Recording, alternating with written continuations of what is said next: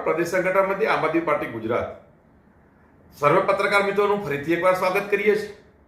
આજનો ખાસ વિષય એ છે કે આખું ગુજરાત જાણે છે કે ભાઈ 10મી ઓક્ટોબર 2025 એટલે કે બોટાદથી જે કડદાકાંડ વિષયક જે પ્રથા લાદવામાં આવેલી બોટાદ એપીએમસી જે કારોબારી કમિટી છે અને એમાં ક્યાંક ને ક્યાંક ભાજપ સરકારના ઈશારે આ જે કડદાઓ થાય છે એ કડદાઓને લઈ આ કડદાઓના વિરોધની અંદર એક સરસ મજાનો આંદોલન શાંતિપ્રિય રીતે ગાંધી ચિંધ્યા માર્ગે થઈ રહ્યું હતું ત્યારે પોલીસ દમન થયો અને 85 જેટલા ખેડૂતોની અંદર એમને ખોટા કેસ થયા, જેની અંદર આમ આદમી પાર્ટીના કિસાન સેલના પ્રમુખ એવા રાજુભાઈ કરપડા, અમારા પ્રવીણભાઈ રામ જે આમ આદમી પાર્ટીના વરિષ્ઠ નેતા છે, એવા અન્ય આગેવાનો સાથે લગભગ 69 જેટલા જે ખેડૂત પરિવારો હતા, જે ખેડૂતના દીકરાઓ હતા, એમને જેલના હવાલે કરવામાં આવી તાનાશાહી સરકાર દ્વારા.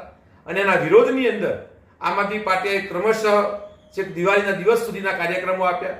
એના વિરોધની અંદર એક મોટો કાર્યક્રમ એટલે કે ખેડૂત મહાપંચાયતનું આયોજન આમ આદમી પાર્ટીના બેનર હેઠળ ખાસ કરીને સુદામણા જે ગામ છે, સુદામણા ગામ તાલુકો મુરી લીંબડી વિધાનસભાની અંદર અને સુરેન્દ્રનગર જિલ્લા ખાતે આગામી 150મી સરદાર પટેલ સાહેબની જે જન્મજયંતિ છે એટલે કે 31 ઓક્ટોબર 2025ના રોજ આ ગામ ખાતે બપોરે 1 કલાકે ખેડૂત મહાપંચાયત, જેમાં અમારા રાષ્ટ્રીય સંયોજક શ્રીમાન અરવિંદ કેજરીવાલજી, પંજાબ સરકારના મુખ્યમંત્રી શ્રી ભગવત માનજીના આગેવાની હેઠળ એમના રાહબરી હેઠળ એક કિસાન મહાપંચાયતનું આયોજન થવા જઈ રહ્યું છે.